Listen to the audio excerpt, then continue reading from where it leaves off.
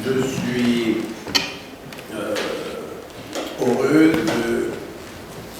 d'une coïncidence qui est apparue. Vous savez que le 19 février est l'anniversaire de Constantin Brancusi.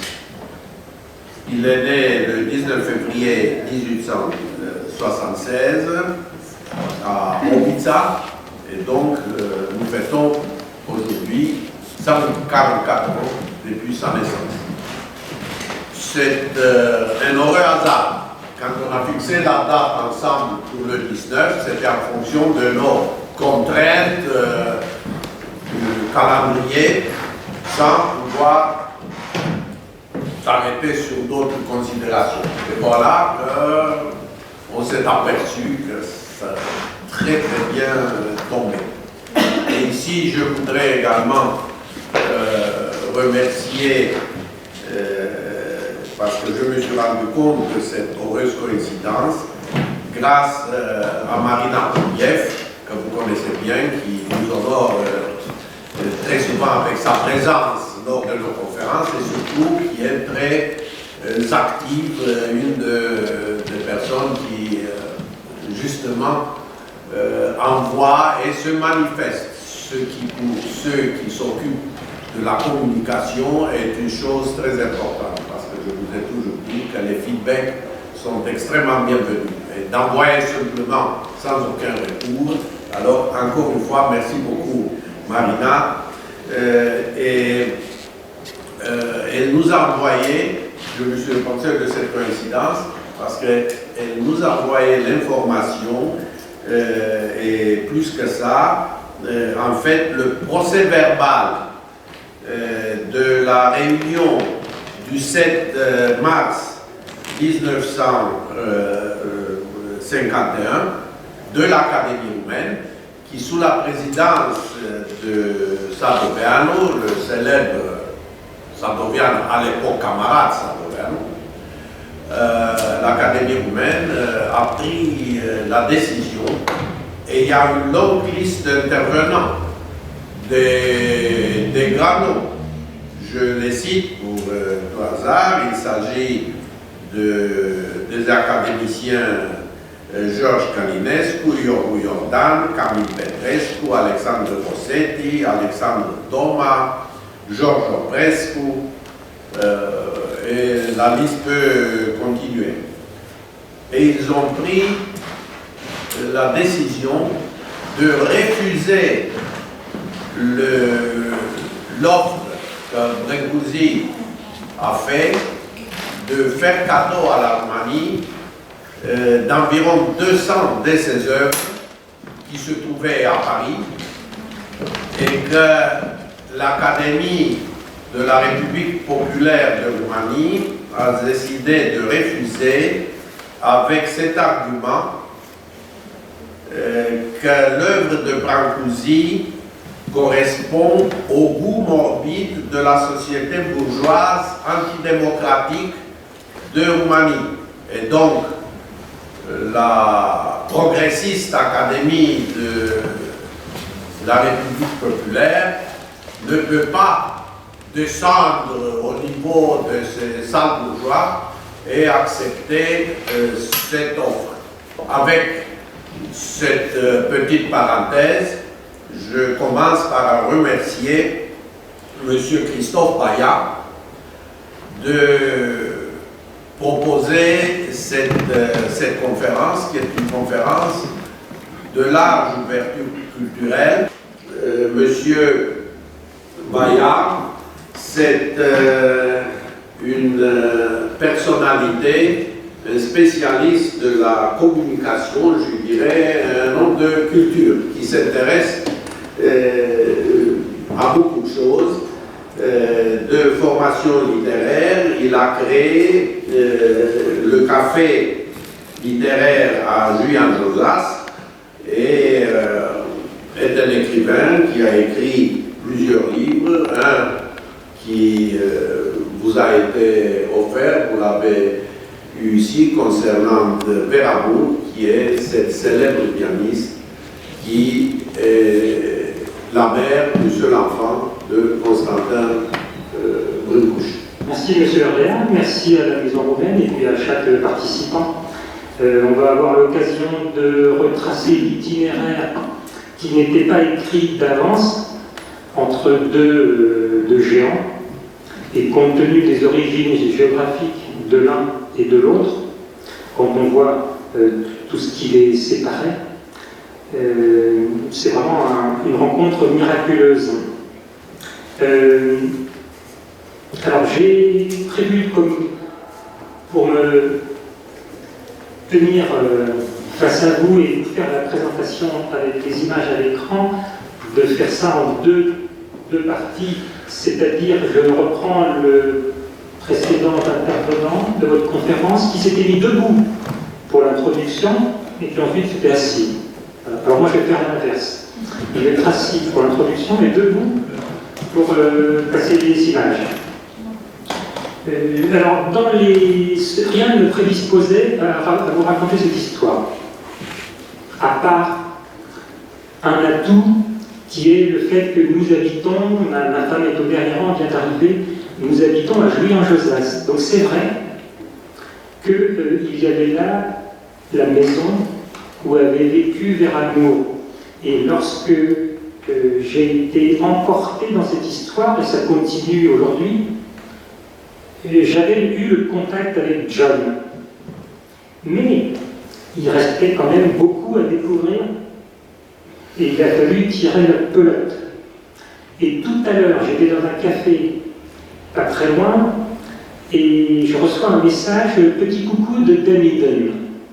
Alors Dunedin, on va tout à l'heure ouvrir les cartes, mais on va voir, c'est en Nouvelle-Zélande. Donc j'étais très, très heureux de cette coïncidence entre la conférence ce soir, organisée par la Maison Roumaine à la mairie du 5e, et puis ce mail que je recevais, mettons, 1 heure avant la conférence. Je dois des remerciements aux anciens élèves que j'ai pu rencontrer, donc je vais en excuser parce qu'ils ne sont pas là tous pour témoigner. La famille aussi, j'ai cité John Moore, ça a été mon premier contact. Vivienne Sands, qui est la petite nièce de Veramour, qui m'a donné des documents que je vous montrerai. Un universitaire. Barcoussi aussi, c'est la fille de non. John? Non. John a eu 2 enfants, mais 2 garçons, mais pas de filles.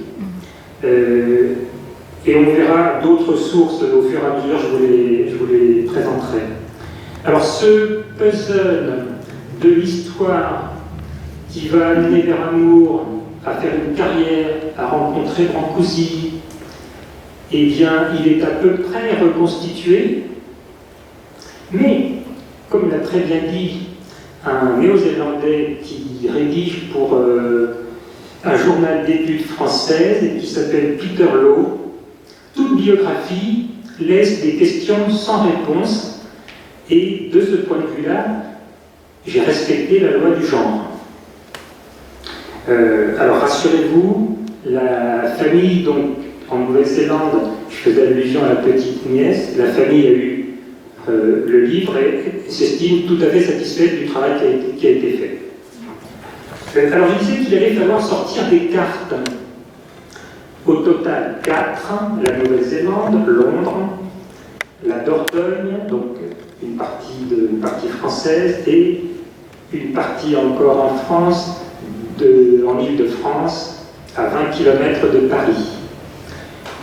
Cette progression-là, c'est l'ordre chronologique. Mais j'ai choisi de ne pas le respecter pour entrer de plein pied dans une période où on va voir la relation entre Constantin Brancusi et Veramour.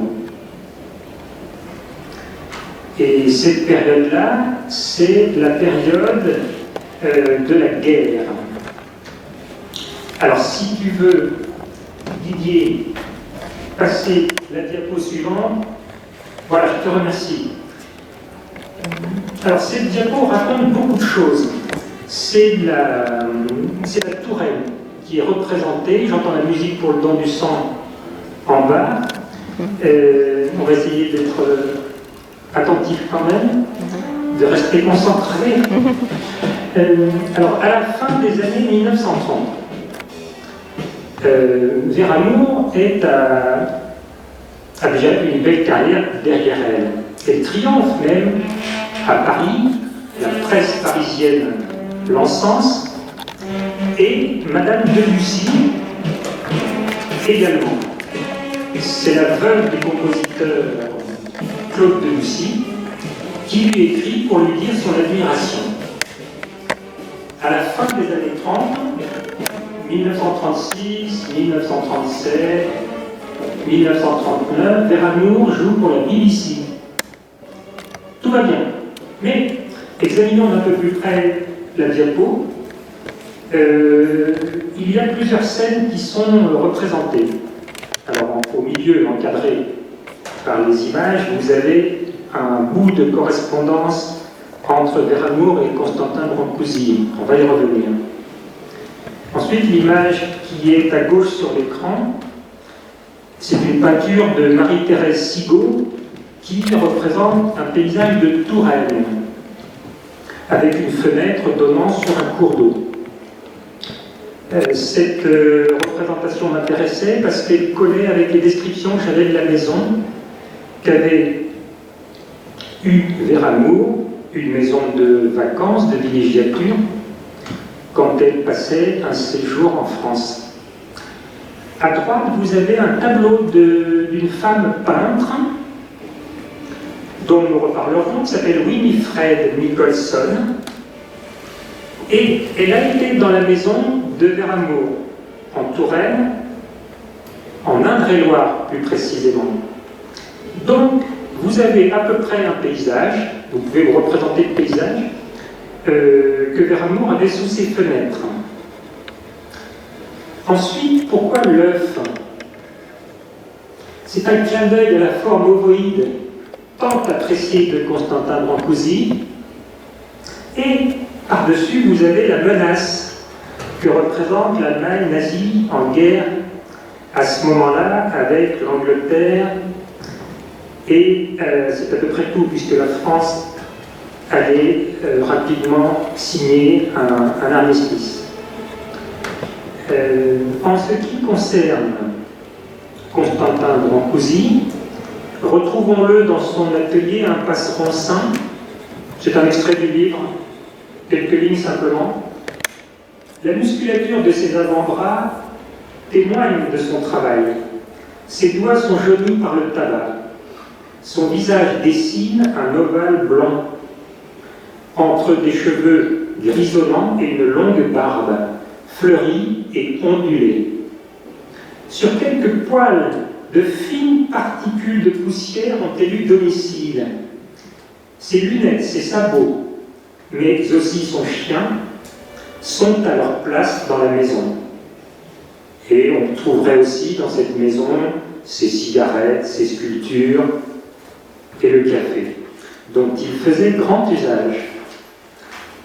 La correspondance à ce moment-là nous est bien utile pour rentrer dans la relation Constantin Brancusi-Vera Moore.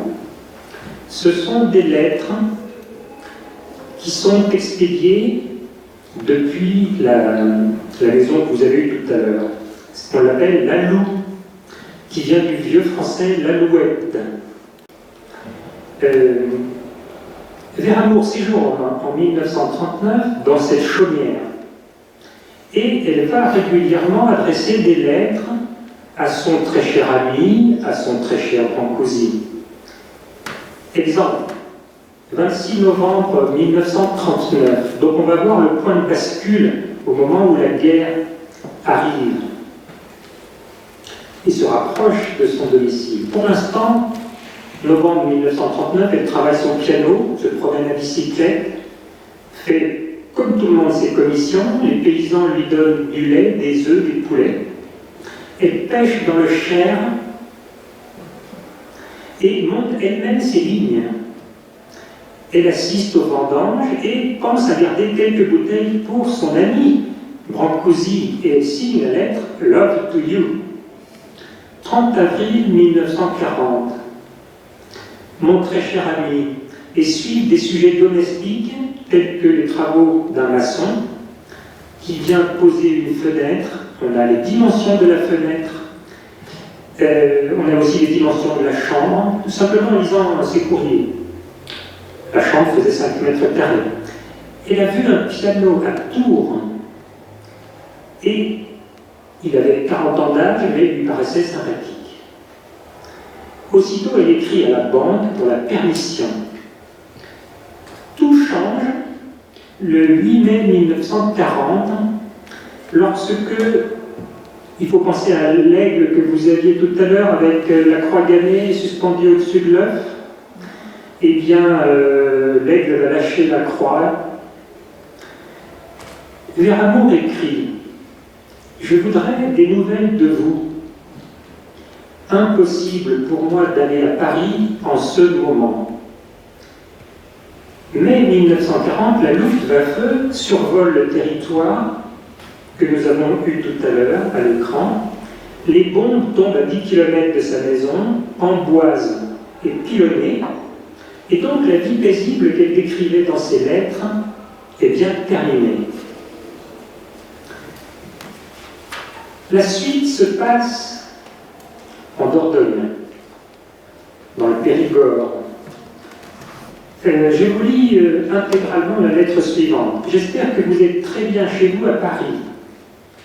Elle écrit bien sûr à son ami Constantin Brancusi. Chez moi, il y avait une grande bataille et je me suis échappé. Ma maison était habitée par la Croix-Rouge allemande. Le beau pont de Chandon, à 100 mètres de chez moi, a complètement sauté. Et donc, elle s'embarque. Elle prend la route de l'Exode comme tant de Français. J'ai voyagé 4 jours. La première nuit, nous avons couché sur l'herbe, dans un petit village, au milieu de 200 réfugiés. Deuxième nuit, une écurie. Troisième nuit, une chambre d'école. Je vous embrasse de tout cœur, Vera. Alors, si tu veux passer la diapo, Didier, je te remercie. Nous avons un document de nature administrative à gauche, signé du maire d'une commune de Dordogne qui s'appelle Saint-André de Double, la Double étant un cours d'eau, un affluent de la Dordogne. Ensuite, une carte très peu lisible, mais peu importe, de la région. Quelle est la situation de Véramour et les réfugiés en France? Winifred Nicholson, peintre féminin, si l'on veut, pour refaire un raccourci, a qualifié ses aventures de merveilleuses en Dordogne. J'ai été surpris. Il faut savoir que Véramour a déménagé 13 fois. Elle cherche à rejoindre Bordeaux pour prendre un bateau qui l'emmènerait chez elle en Grande-Bretagne, puisque sa région d'adoption en France n'est pas son lieu de vie et de travail. Le bilan que l'on peut dresser de cette période, avec les bons et les mauvais côtés, du côté des mauvais côtés, elle vivait de rien. Pas de chauffage, disait-elle, même pas pour cuisiner. Elle risquait surtout d'être envoyée en Allemagne, dans un camp. Le préfet avait des ordres et recensait les étrangers. Les bons côtés. Elle n'a pas été dénoncée, alors qu'il y avait une récompense de 1000 francs pour le dénonciateur.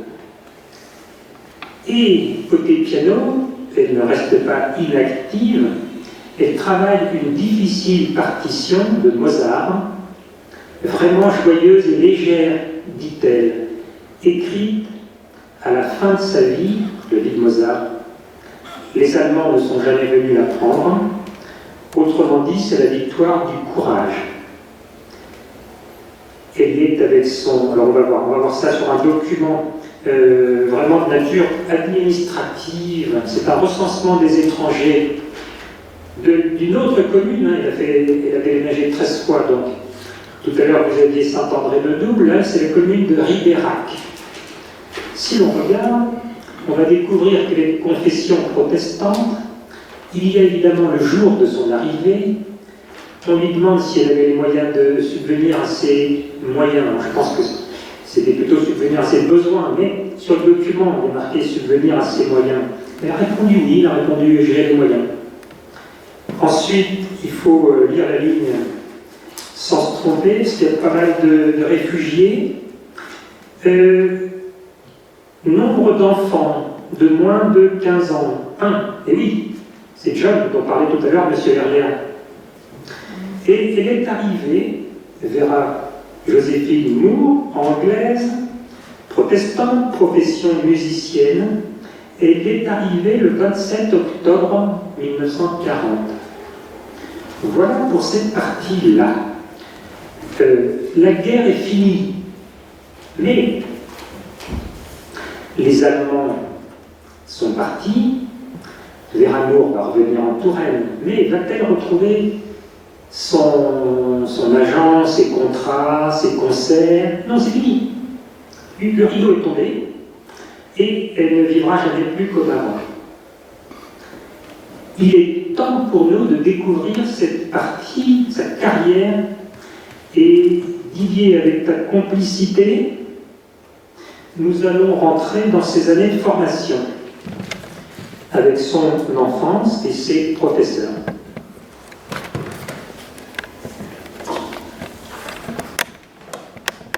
Année de formation. Alors, ça se situe, ces années-là, il faudrait prendre la carte au moins une fois. Merci, merci. Alors, les îles de la Nouvelle-Zélande, et vous avez un point sur la ville de Dunedin. Je salue au passage Elisabeth M, qui me dit que son fils est là-bas, en ce moment. Dunedin, alors on prononce bien comme cela. Merci. La deuxième ville de l'île du sud de la Nouvelle-Zélande. Une grande ville, une très belle ville. Lorsque j'ai eu des informations, j'ai cherché évidemment à rentrer en contact avec Dunedin. Mon premier contact a été un universitaire, un chercheur qui s'appelle David Murray, du département de musique de l'université de l'Otago. L'Otago est cette province où habitait Vera Moore. J'ai retrouvé en préparant cette conférence un mail de David Murray qui me disait: le département de musique m'a transmis votre demande au sujet de Vera Moore. J'ai découvert un tout petit peu sur Vera dizaines d'années auparavant, lorsque des recherches sur ma thèse de doctorat sur le musicien Raphaël Squariz. Bon, son français est approximatif, mon anglais l'est aussi. C'est très bien, mais nous arrivons à échanger malgré tout. David Murray travaillait donc sur Raffaello Squariz. Le maestro était venu d'abord pour 6 mois, en 1904, il avait alors 20 ans, et il a créé la Société Philharmonique de Dunedin. Une anecdote, lorsque un élève n'était pas à une répétition, il allait le chercher à son domicile et lui faisait promettre que la prochaine fois, il serait à la répétition. Et c'est ce qui a fait la recette du succès du Philharmonique. Après ces années-là, Raffaello Squariz va s'installer. Il aura, si on regarde l'annuaire des anciens élèves, une trentaine d'élèves entre 1906 et 1930. Vera Moore a été membre de ce philharmonique de 1915 à 1919. Notons que Signor Squariz a quitté la Nouvelle-Zélande pour faire un grand tour, visiter l'Europe, bien sûr la Grande-Bretagne. Ainsi passai en 2012 un excellent week-end au milieu du Pacifique, et j'en remerciais David Murray de l'Université de l'Otago. C'était ma première source. L'image de la musicienne commençait à se former, j'avais encore besoin de découvrir plus. Et c'est là où la famille, Didier, si tu veux bien, nous adressait un message de la famille. Alors, le tableau reprend le message que le tableau avec les 5 colonnes. La petite nièce, donc Vivienne Sands, m'a indiqué le nombre de frères et sœurs. Alors, si on enlève Vera, il reste 4 frères et sœurs, dont l'aîné est celui qui a un rôle majeur, Georges Frédéric, donc la colonne de gauche du document. De façon à essayer d'y voir clair, Vera Moore est la plus jeune d'une famille de 5 enfants. Elle est née en 1896 de Charlotte et Herbert Moore à Dunedin en Nouvelle-Zélande. La famille a un pied en Nouvelle-Zélande et l'autre en Grande-Bretagne, avec parfois des allers-retours. Le père de Vera Moore est organiste à l'église baptiste de Dunedin et professeur de piano. Sans doute, c'est en tout cas l'hypothèse de la famille, Vivienne Sands, sans doute Vera s'imaginait-elle, lorsqu'elle serait plus grande, occuper le même type de fonction que son père. Ses débuts au piano, on peut imaginer, s'il y a des musiciens parmi vous, je pense qu'il y en a, on peut imaginer des examens, des répétitions. Par exemple, 1908, 32 compétiteurs âgés entre 10 et 14 ans qui viennent pour un solo de piano. 5 vont être rappelés, dont 3 de Dunedin. 2 auront un prix, ex aequo, Miss Levy et Miss Moore. Les répétitions se font sous l'œil vigilant des parents et ou des aînés lorsqu'ils sont là. Il faut imaginer aussi la vie rythmée par l'arrivée du courrier d'Angleterre qui ouvre un horizon pour Vera. Puisqu'on a beau déplier cette carte, ça reste une île, donc les possibilités sont limitées. Il y a un anglocentrisme, c'est-à-dire en fait un tropisme on regarde vers l'Angleterre lorsqu'on a Nouvelle-Zélande à cette époque. Très brièvement, un aperçu du pays tout de même, puisqu'on est arrivé directement dans l'île sud, peut-être dire qu'aujourd'hui il y a 4 millions d'habitants, une densité qui est 100 fois plus faible qu'en France. Donc beaucoup de place est laissée au paysage, des chaînes de montagnes, les Alpes, des volcans, des fjords, des plages, qui font de nos jours le bonheur des surfeurs. 2 langues officielles, l'anglais et le maori, le maori étant la langue qui vient de la Polynésie, les premiers habitants. Ensuite, à partir du 19e, la colonisation européenne s'installe, particulièrement les Anglais et les Écossais. Le climat a une bonne réputation et nombreux sont les musiciens qui viennent en Nouvelle-Zélande pour raison de santé. La petite ville d'Dunedin, qui a bien poussé depuis, est déjà à l'époque 1900 un centre industriel et commercial développé avec une vraie vie culturelle, mais qui est calqué sur celle d'Angleterre.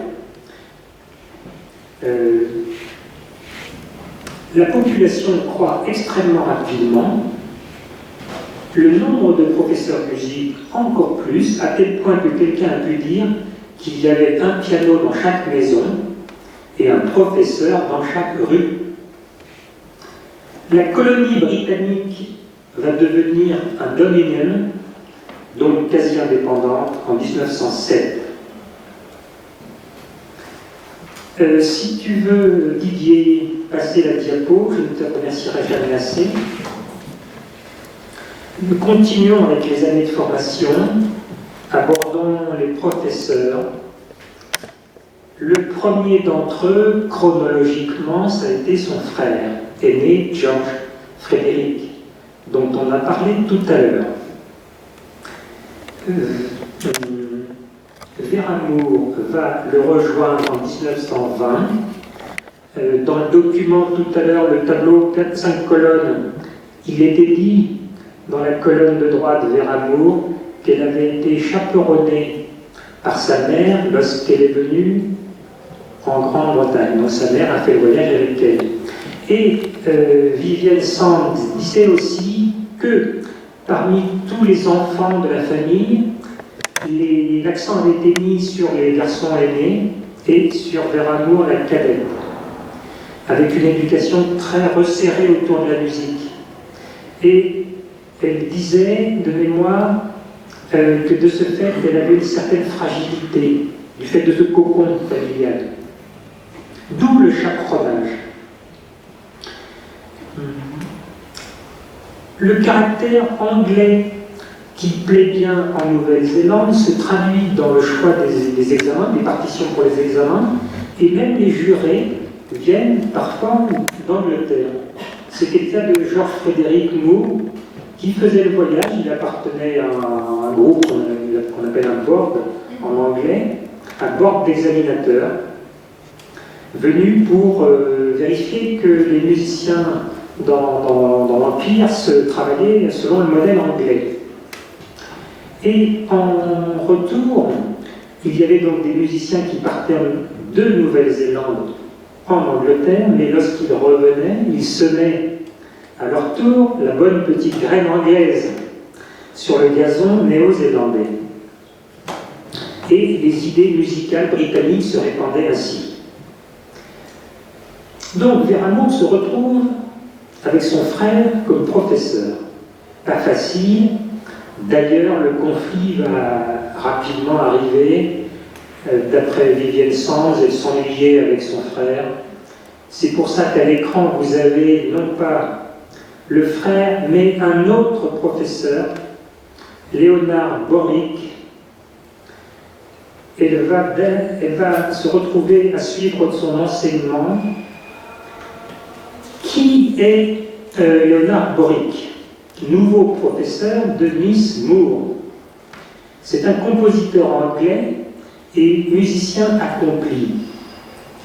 Boric ne prenait pas tous les élèves, seulement ceux qui n'offensaient pas ses oreilles, c'est bien le moins, mais pas non plus ses yeux. Il fallait qu'en plus de leur qualité musicale, ils conviennent au maître et à son tempérament. On rapporte aussi que c'était un gentleman et qu'il a pris à Veramour. Je crois que c'est une anecdote qui me vient de Molière Atalis, et on reparlera tout à l'heure avec Leïla Brédan qui est dans la salle, qui est l'élève de Molière Atalis. C'est une anecdote qui me vient de Molière. Il lui a appris donc, Léonard Boric, les bonnes manières. Je l'ai appris aussi à ce moment-là en lisant le texte envoyé par Molière. Quand on est une dame, on ne pose pas son sac sur un fauteuil, on le pose par terre. Je n'irai pas plus loin dans le protocole, mais alors ça, il fallait avoir le bon professeur pour l'apprendre. Veramour sera très fier lorsque, au décès de Léonard Boric en 1925, après avoir suivi son enseignement pendant 4 ans, elle sera très fière de posséder son piano et une photo de Clara Schumann. Ceci nous donne une indication sur la tradition qui a été transmise par Veramour. Elle a également emporté des transcriptions faites par Boric. Vous avez une affiche de concert à droite. Le nom de Veramour, il apparaît, mais il n'est pas en haut de l'affiche encore. Néanmoins, sa carrière est lancée. Que lui manque-t-il au fond? Eh bien, il lui manque ce réseau de relations pour élargir sa surface sociale. Il y a le terme anglais « socialize » qui me paraît tout à fait correspondre. Donc, elle va maintenant être au contact avec des artistes et des professionnels du management des carrières artistiques. Nous abordons la partie londonienne, toujours avec la complicité de Didier. Merci. London Days. Veramour joue soit en solo, soit comme ici avec des partenaires. Elle a joué avec des violonistes. Je cite, s'il y a des amateurs de violon dans la salle, 2 noms de musiciens avec qui elle a joué: Adila Fachir et Cyril Eaton. Elle a joué également avec le flûtiste français René Leroy. Premier prix de conservatoire à Paris en 1919. Que dit-on de lui? Il semble, lorsque l'on entend René Leroy, que jouer de la flûte soit le plus facile du monde. Les sons s'envolent de l'instrument magique, se précipitent où ça tarde, le micro est coupé. Les sons s'envolent de l'instrument magique, le son est revenu, se précipitent où ça tarde, spirituels ou tendres, vifs ou langoureux, aussi purs, aussi nets dans les articulations rapides que dans les lentes mélopées, révélant chez le maître de cette flûte enchantée la plus souple technique jointe à une exceptionnelle musicalité. Donc, partenaire, pas toujours, elle joue aussi en solo, mais jamais sans son agence. Vous avez le nom de l'agence d'artistes en bas de la fiche qui présente son concert.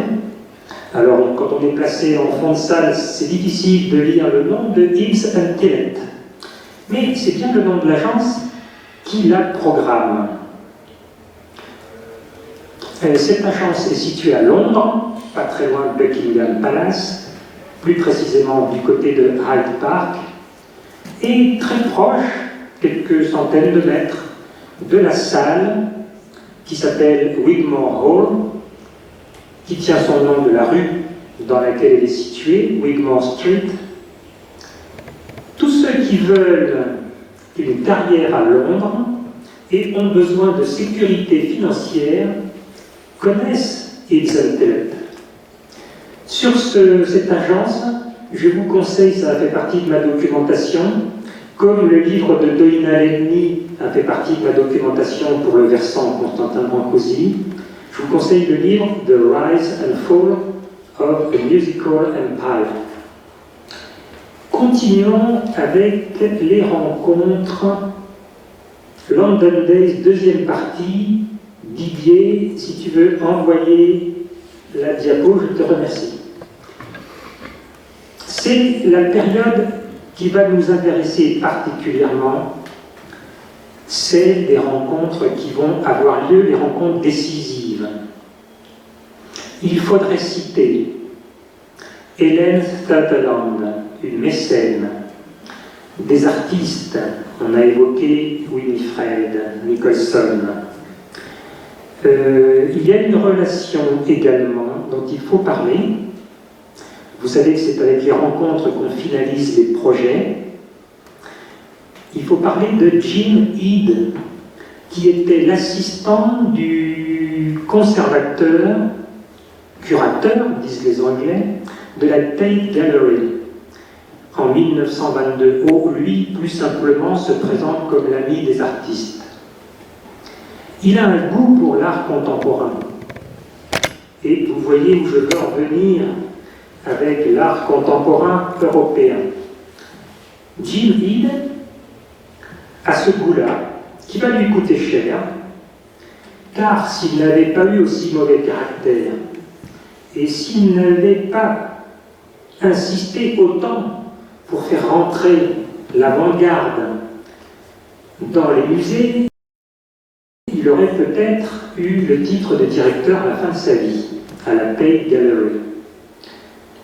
L'avant-garde de cette époque, c'est Constantin Brancusi. Il y a d'autres noms auxquels il s'intéresse: Braque, Miro, Picasso pour les peintres. Le couple Ide, Jim et Helen. Le son est reparti. Est-ce que vous entendez sans le micro? Je crois que sinon il y en a un deuxième. Je ne sais pas. Est-ce que si on est pas. Alors ça s'éteint toutes les 2 minutes. Oui. Merci. Le couple Ide, Jim Ide et Helen Ide, ont constitué une collection d'art qui est aujourd'hui exposée à Cambridge dans leur ancienne maison devenue musée qui s'appelle Kettle's Yard. Jim Ide a des amis. Vous verrez que c'est un petit cercle. On en est vite familier. Parmi les amis de Jim Ide, le peintre Ben Nicholson, qui est le mari de Winifred. Winifred va faire à Paris, dans les années 20-30, la connaissance de Mondrian, ce peintre qui peint souvent des tableaux avec des couleurs vives, dans des formes rectangulaires, séparées par des traits noirs épais. Et Winifred fait également la connaissance de Brancusi. C'est un petit monde. Les relations y sont très imbriquées. Les relations sont aussi bien professionnelles que familiales. Si tu veux passer, Didier, la diapo suivante, nous verrons la jolie salle de concert du Wigmore Hall, dont nous parlions tout à l'heure. Et puis vous avez l'agenda professionnel bien rempli de Veramour, avec dans cette salle des dates. Alors on ne va pas toutes les regarder, mais dans les années 29-30, elle y est très présente. Dessous, vous avez le portrait réalisé par mon ami Bénédicte Coudry-Lalali, à la fois de Veramour et également de Constantin Brancusi. Ces peintures ont été réalisées pour le livre qui est paru chez l'Harmattan. La salle du Wigmore Hall était à l'origine, avait une autre dénomination, mais on ne va pas rentrer dans le détail. Je voudrais plutôt m'intéresser à cette rencontre entre Constantin Brancusi et Veramour. Ce qui s'est produit, c'est que Jim Ide, vous vous souvenez de son mauvais caractère, a fini par démissionner de la Tate et il est parti vivre au Maroc. Il est le parrain de John Moore. Quand Brancusi a-t-il rencontré Veramour? L'année 1930, au cours d'un concert, Veramour lui a été présenté par Jim Ide. Alors ne soyez pas surpris, dans certains documents, Jim, c'est un surnom, est en fait prénommé Harold Stanley. Pour la petite histoire, ceci m'avait été dévoilé par John lorsque je l'ai rencontré à Jouy-en-Josas. L'actualité de ces deux étoiles qui vont se rencontrer, actualité peu avant leur rencontre. Donc là, c'est un portrait croisé. Du côté de Constantin Brancusi, il travaille ses oiseaux dans l'espace, probablement très inspiré par la phrase de Gaston Bachelard: « Le corps de l'oiseau est fait de l'air qui l'entoure, sa vie est faite du mouvement qui l'emporte. » Suivra un épisode judiciaire dans les fin des années 20. J'ai renoncé au micro, mais de temps en temps, il vient de parler. Voilà, mais si vous voulez, merci. Constantin Brancusi aura l'occasion d'aller à New York pour suivre ses expositions, surtout qu'il y a des épisodes judiciaires. Il aura l'occasion de se rendre 2 fois à New York. Et il dira ceci, qui est très poétique: l'architecture de New York, ses gratte-ciels, me donne l'impression d'un art poétique grandiose.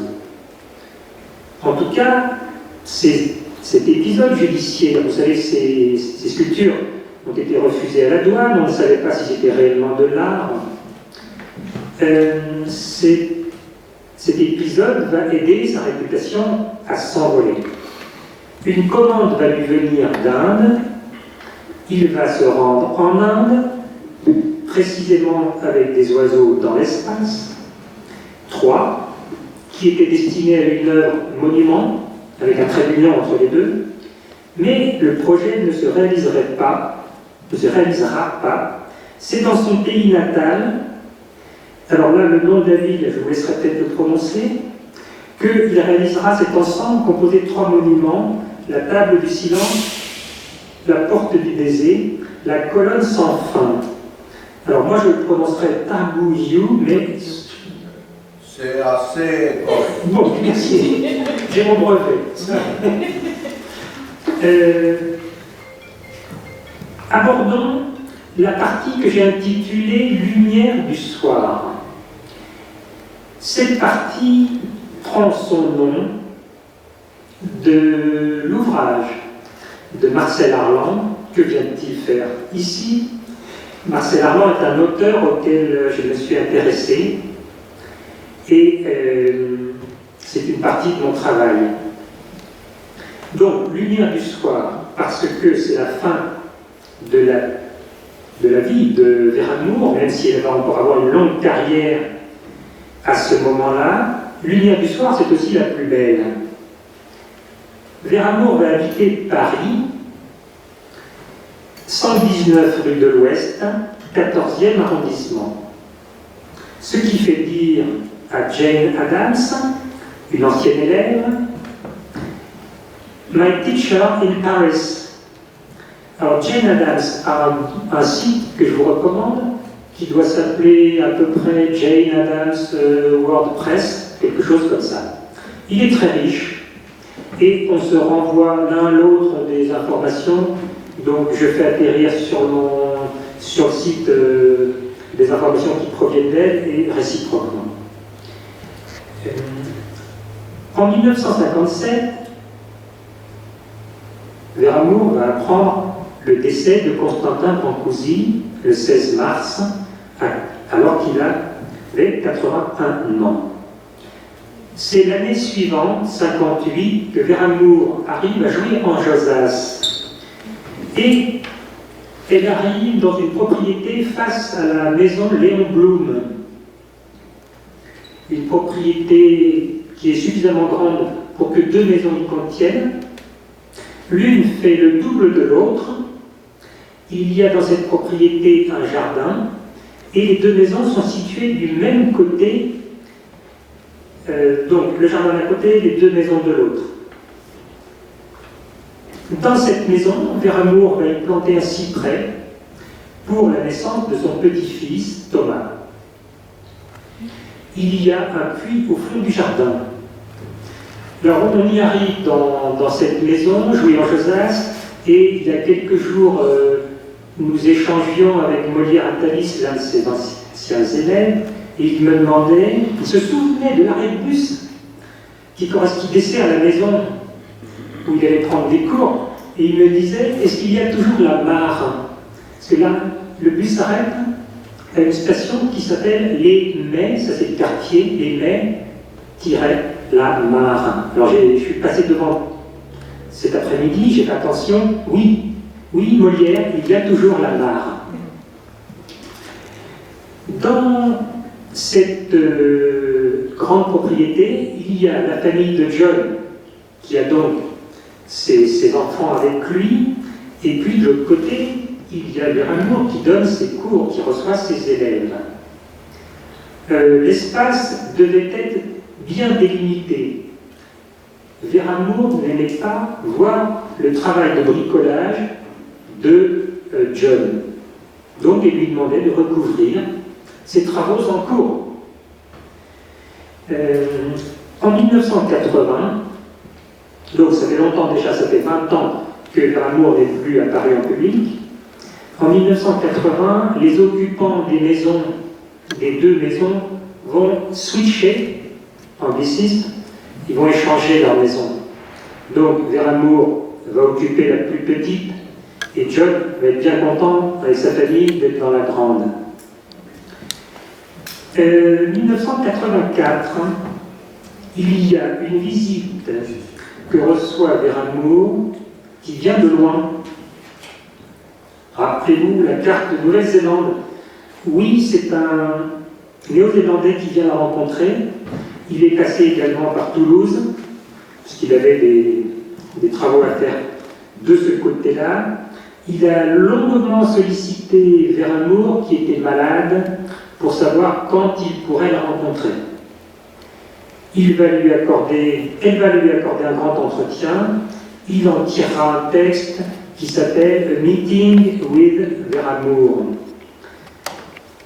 1997, décès de Veramour. Je voudrais maintenant parler de ses élèves. Puisque finalement, si nous sommes réunis aujourd'hui, c'est aussi parce que l'histoire, alors celle de Constantin Brancusi se poursuit. Il était exposé encore il y a peu à Bruxelles. Du côté de Veramour, ce sont aussi ses élèves qui transmettent son histoire et ses traditions musicales. Je voudrais excuser Isabelle Damrose, Gorier, qui avait une bronchite et qui est donc s'est désistée au dernier moment. Je la cite, c'est une élève que j'ai rencontrée et je lui ai consacré un chapitre dans le livre. Je vais citer donc des extraits d'Isabelle qui raconte sa rencontre avec Veramour.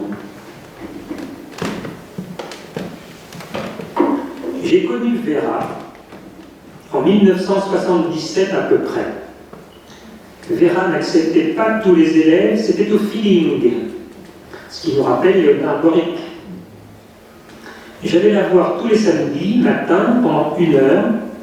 Je me rappelle avoir beaucoup travaillé du Mozart et du Bach.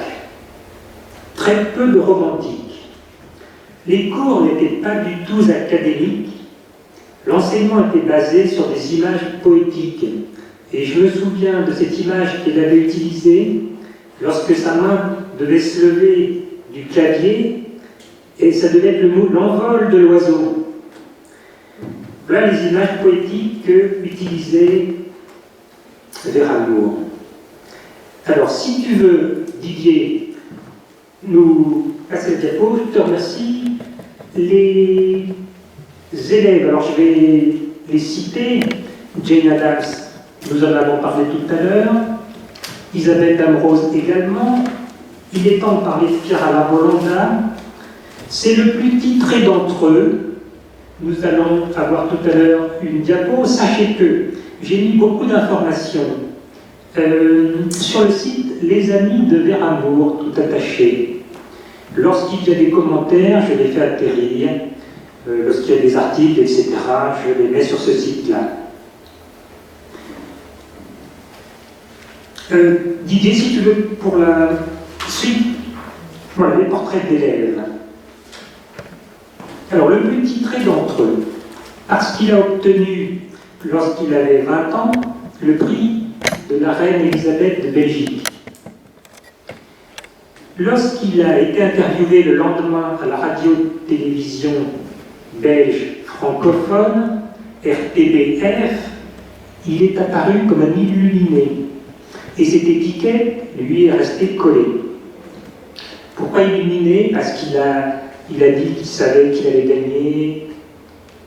C'était écrit, il s'y était préparé. Bon, regardez l'interview, vous verrez, c'est assez étonnant, effectivement.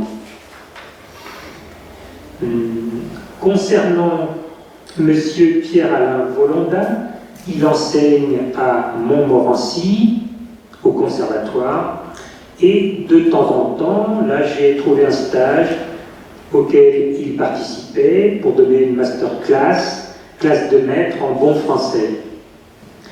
On va continuer. Didier, si tu veux bien. Merci. Alors, Sophie Coche, qui jouait il n'y a pas très longtemps, quelques jours, au Capitole de Toulouse, sur la scène du Capitole. C'est une mezzo-soprano. D'après la Dépêche, donc le journal régional, la mezzo-soprano mène une carrière internationale de tout premier plan. Sur le blog du Monde, on pouvait lire le 29 janvier 2020, à propos de Sophie Coche, une wagnérienne d'envergure. Joli compliment. Donc, elle jouait le rôle de Connery dans Parsifal, à Toulouse, au théâtre du Capitole, il y a quelques jours. Vous voyez que les élèves sont très actifs. Alors, comme j'ai face à moi Leïla Brédan, qui est, alors c'est une élève d'élèves, mais la chaîne est infinie. Alors, le contact, il faut passer la diapo suivante. Nous allons partir en Guadeloupe, forcément. Donc, le préparateur, Molière, professeur de Leïla Brédan, qui pourra prendre tout à l'heure la parole puisqu'il y a un temps pour les échanges, je pense, monsieur Herléa. Molière Atalis, dans ses anecdotes, me racontait qu'il avait appris à faire le marché avec Veramour, qui lui a appris à choisir ses fruits et ses légumes.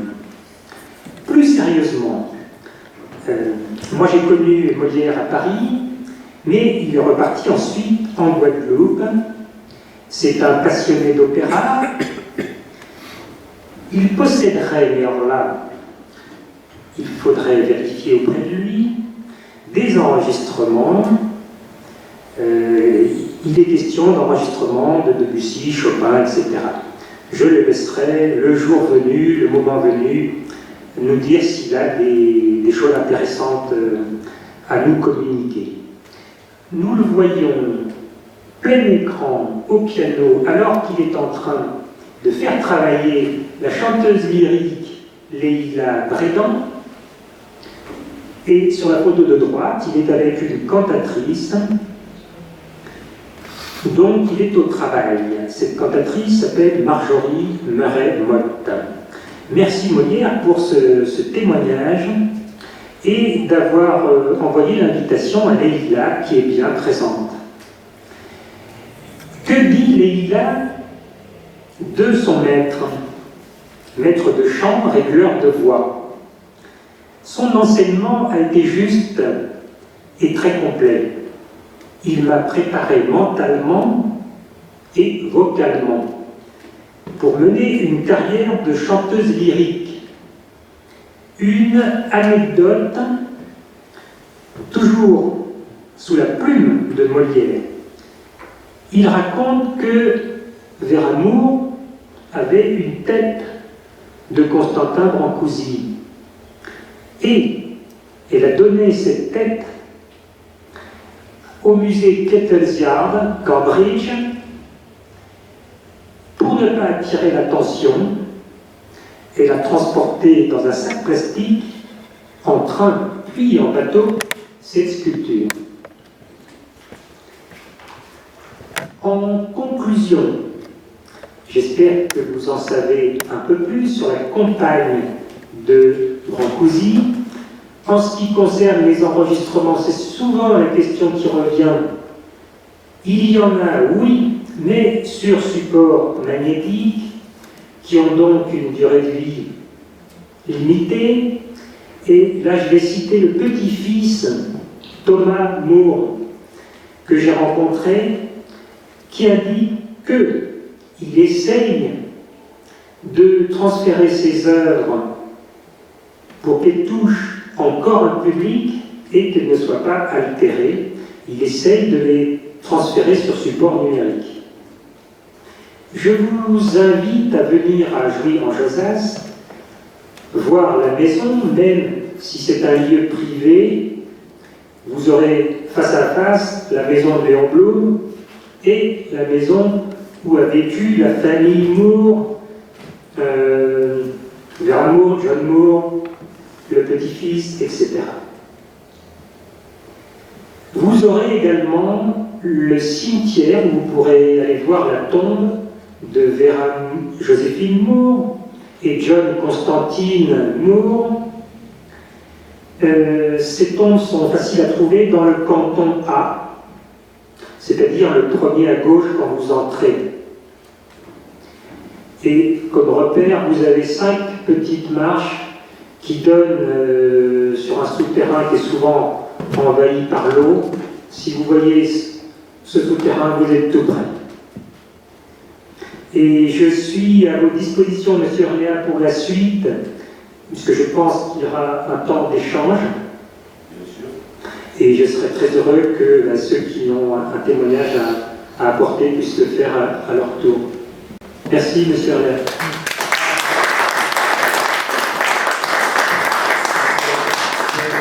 Nous remercions beaucoup, Monsieur Bayard. C'est d'ailleurs émotionnant de voir avec quelle passion vous avez parlé, et seulement les choses qui se font avec passion sont des vraies belles choses. Encore une fois, merci. Et je ne l'ai pas fait au début, mais je crois que c'est le moment tout de même de vous remercier pour l'intérêt que vous portez à la maison vous-même. Merci. Excusez-moi.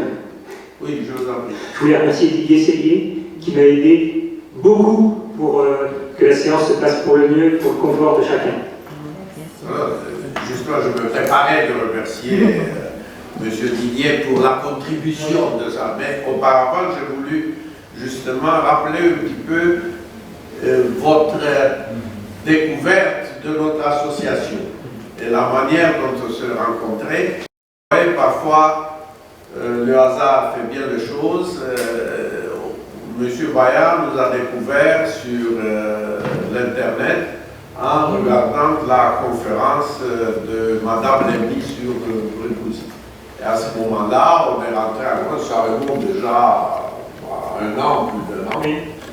Et voilà, il nous a fait cette offre de parler de Vera Moore. On sait très très bien quel est le rôle des femmes dans le succès d'un homme. Certes, la maison roumaine qui a l'effigie et la porte du baiser sur son site, le baiser de Brancusi, s'est dit que ce serait très intéressante et très enrichissante d'en savoir un peu plus de la femme qui, vu que c'est la mère du seul enfant de Brancusi, a certes joué un rôle important dans la vie de celui-ci. Alors, votre conférence, en ce qui me concerne, je crois que les autres vont être d'accord avec moi, mais je vais les laisser s'exprimer. Votre conférence était une sorte de brise d'air fraîche. Parfois, dans ces conférences que nous organisons à la Maison Roumaine, faites avec beaucoup de passion et en apportant aussi une orientation des préoccupations dans des zones vraiment culturelles. Et je tiens à vous remercier beaucoup. Et je vous dis, la Maison Roumaine est honorée de vous avoir eu comme conférencier. Je suis persuadé qu'on gardera les relations. Mais très bien, merci à vous pour l'organisation. Encore une fois, merci. Et merci à ça de dormir. Merci pour l'aide que votre ami Didier, si je peux me permettre, nous a apporté en présentant si bien les diapos. Merci encore une fois, cher Christophe. Voilà, alors j'ouvre le débat et les questions. Sylvina. Un peu plus fort pour que ça puisse être enregistré. Juste pour l'instant, il y a un film qui a été fait sur John Moore par Yonut Steyan, à la recherche du père, ce qui était très intéressant. Comment est-ce qu'on peut le consulter? Je ne sais pas comment. J'ai l'adresse email de ce monsieur, mais j'ai vu le film. Très bien, Si vous pouvez me laisser vos coordonnées. Je peux vous laisser ces coordonnées. Oui, volontiers. Volontiers. Donc, j'ai vu le film, il était d'ailleurs présenté par Bernard Lévy.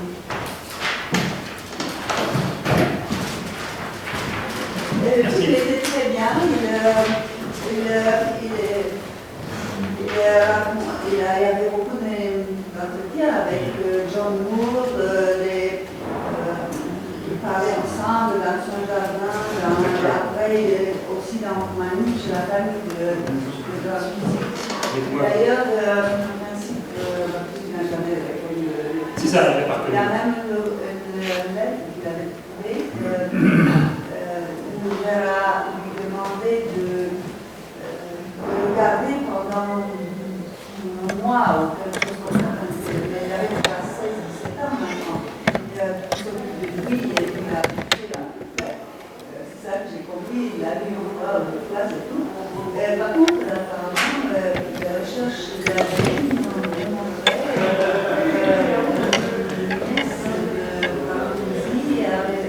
des jeunes avec le genre de Merci. On les a retrouvés le film. Le film, il était pas mal. Il était bien. Bernard?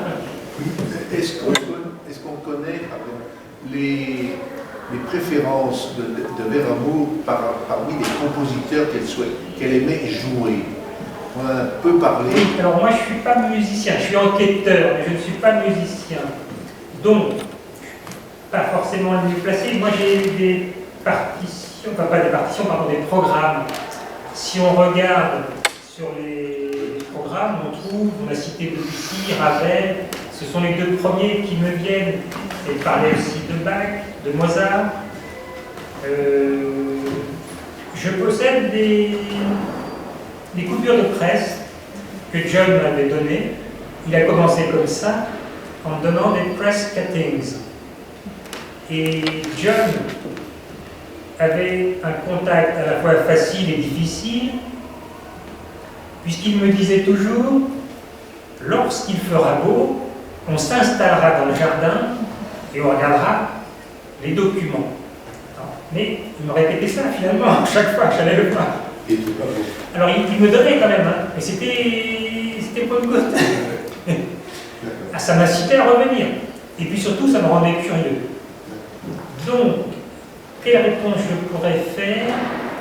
Peut-être mettre sur le site les amis de Vera Moore, plus de programmes de concerts, de façon à ce que vous ayez les compositeurs.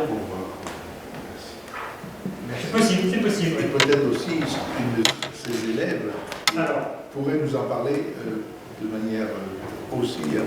Alors moi je ne la connais pas, je suis l'élève de son élève en fait. Je ne sais pas quoi dire. C'est vrai que en tant que professeur de chant, mon maître de chant a utilisé la technique qu'il a eue de Vera Moore. Vraiment avec une technique basée sur le son, enfin bon voilà. Et c'est vrai que tout l'enseignement, enfin il y a eu Vera Moore, depuis le départ jusqu'à maintenant. Après malheureusement je pourrais pas dire effectivement quels ont été ses compositeurs préférés, mais voilà, je suis navrée. Alors j'aimerais vous demander, est-ce que Vera Moore a connu la Roumanie? Est-ce qu'elle s'est rendue en Roumanie avec Brancusi ou avant? J'ai pas d'informations. Et à quel moment John, parce que je sais qu'il est allé assez souvent en Roumanie, voilà. à partir de quel moment est-il arrivé à Roumanie? Alors ça, je ne sais pas. Je sais que Veramour a fait 2 fois le tour du monde, mais je n'ai pas sur la carte les dates et les pays. J'ai simplement cette information-là. C'est-à-dire que c'est le propos de l'introduction, un travail biographique, c'est un voyage de documentation, et là je reprends l'expression d'un auteur roumain, Dan Lungu. Dan Lungu. Je reprends son propos. Le travail de biographie est un voyage de documentation. Forcément, c'est lacunaire. Il y aura d'autres découvertes qui vont éclairer le tableau. Là, c'est un état à ce jour.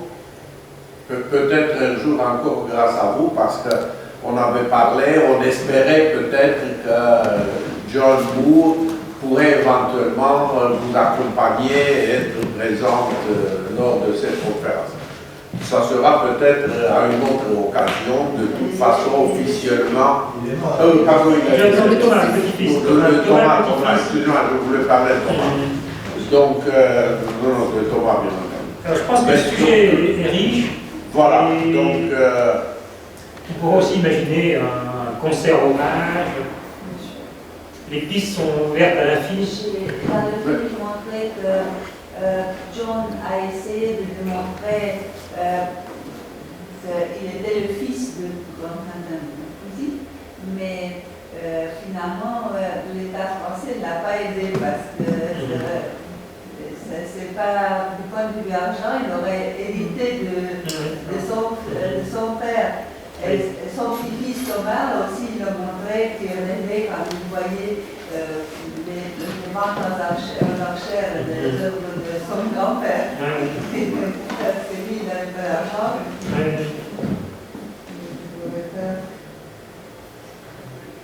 Oui, mais l'État français est devenu ce que j'ai raconté au début, propriétaire, suite...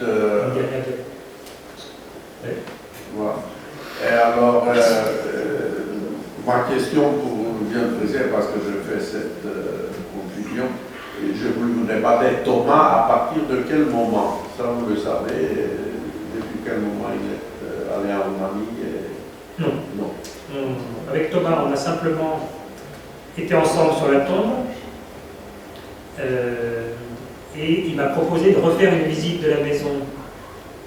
Puisque moi je connaissais qu'un tout petit bout, en fait, là où John me recevait, John ne m'avait jamais fait visiter la maison. Oui, et au moment où la maison a été mise en vente, alors je vous conseille, ceux qui veulent rentrer dans la maison, vous pouvez aller sur le site qui s'appelle montsaclay.fr et j'ai écrit un article qui s'appelle 17 rue Léon Blum, c'est l'adresse. Et là vous aurez ce que la rencontre avec Thomas, le petit-fils, comment ça s'est passé, la description de la maison,